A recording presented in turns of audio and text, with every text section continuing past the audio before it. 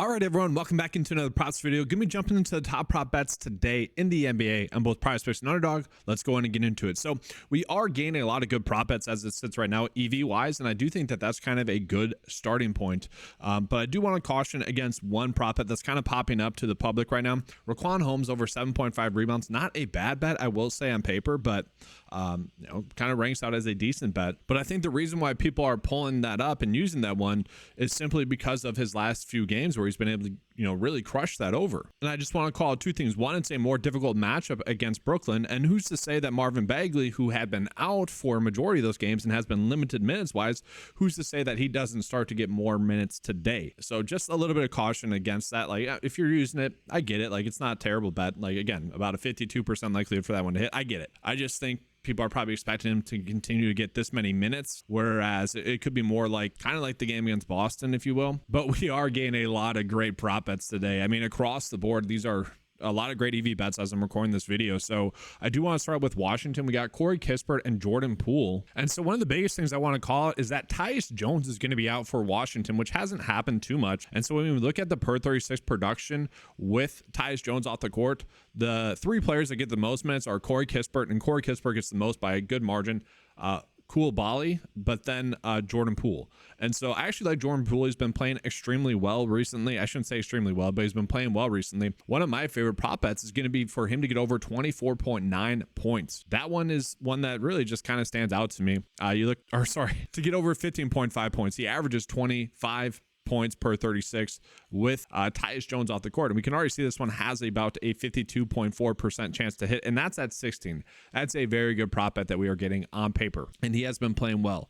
We're going to see that one of the more popular ones would be Poole to get over 2.5 rebounds, as it should be. He averages around 3.6 rebounds per 36 with him off the court, and tack on the fact that that's a good EV bet. I'm right there with you guys. That's a good prop bet as well. And then Corey Kispert for over 2.5 3-pointers made. Great EV bet, 54.6% chance to hit. He does average about 2.9 3-pointers made per 36. Again, with Tyus Jones off the court. Jordan Poole gets a bump in usage of about 9% with Tyus Jones off the court. Corey Kispert actually gets a little bit less, just as an FYI, but I don't think we're too worried about that. The next spot I want to get into in terms of prop bets that I kind of like is looking at Portland. So Portland is pretty banged up right now, and because of that, I kind of like Scoot Henderson's over for points. Now, I do want to call out the players that are out, confirmed out: Grant, Sharp, Simons, Malcolm Brogdon. Those four players are already out. We do need to see if someone like DeAndre Ayton is going to be out, because that would only help Scoot Henderson be able to get his over points. But you look at Scoot Henderson's per 36 production with those players off the court. Scoot averages 25.6 points per 36. Now, he's probably not going to get 36 minutes. He's only been getting right around 30 to 31 minutes recently, which is about what he's projected to get. So there is some caution there, because we're looking at per 36 production, might not get 36 minutes. There is a slight concern there, but overall, this is a very good bet on paper. If he doesn't get there, Banton, who's been playing well, we're not getting props for him just yet. He'd probably be the reason as to why that would occur. But I do like the fact that the data is also saying that, yeah, that's a good, bet, 52%. So I like the fact that the two bets that I like the most, Vegas is also agreeing with me. I will say this would only help if Ayton's off the court, but both Ayton and Scoot Henderson have a massive usage rate with all those players off the court, a 10% bump in their usage with them off the court. Ayton averages like 13 more points per 36 with them off the court. I mean, it's not a huge sample size for Ayton. It's like 60 minutes, but I mean, that's just pretty crazy. So really, Ayton should be able to have a good game. If you want to do his points, rebounds, and assists, that would make sense to me. And it's a good matchup for Portland as well. Some other spots I think are worthwhile of mentioning, we're not getting prop bets just yet, is Toronto. They're going to be without Quickly, Barrett, Jonte Porter, which, what a dummy. If you haven't looked up why he's a dummy, or if you don't know why, look it up. It's definitely interesting there. Joachim Poeltl's out as well. Scotty Barnes is still out as well. So there's a lot of usage to go around. Gary Trent would be the only one where it'd be worthwhile because he gets the biggest bump in usage. But the props that we're getting on him concerning the matchup with New York, I didn't like too much, just as an FYI.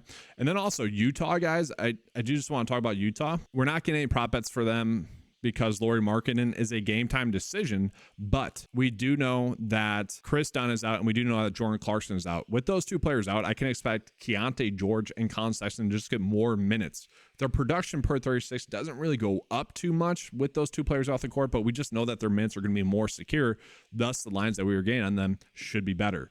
So I do like those spots that we are getting, but again, we are getting a lot of very good EV bets right now. This could change throughout the day. Obviously, I'm doing this video a little bit earlier because I really like the edges that we are getting. I do want to talk about some other prop bets that we're getting. And so again, we are getting some, this is for underdog. We are getting some good prop bets there as well. Cam Thomas over assist, if he's active, that's a good one. Jalen Duren, if he's active, over assist, that's another decent one. But we can see much better board today on PrizePicks.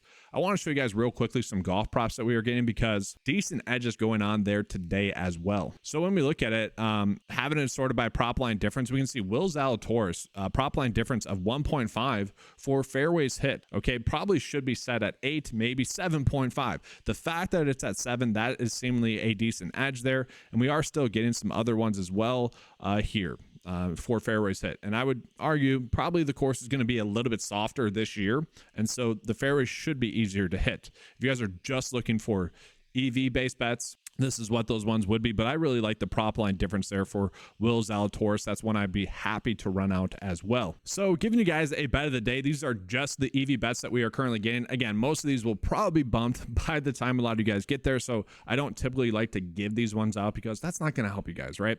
So let's go ahead and get into some prop bets that I think will stay there for the most part, but even if they get bumped slightly, we probably are still getting an edge. And now I would say the prop bet that has the highest likelihood to get bumped would be Corey Kispert's 3-pointers to like 3 to be a push. If that does, I'd be fine running these 4 out as a normal 4-slip bet. I will say the one concern that I have about Jordan Poole is the matchup with Brooklyn, kind of a tougher defensive matchup. Scoot Henderson should be able to get us over against Atlanta. That should be a good spot for him. Atlanta is very banged up as well. As an FYI, DeJounte Murray could sit.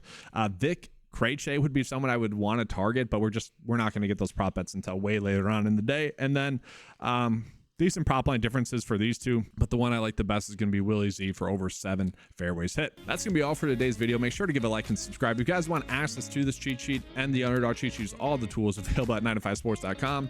Head on over to 9to5sports.com. They're available for $10 a month. Thanks for watching. Have a good day. And as always, let's keep cashing.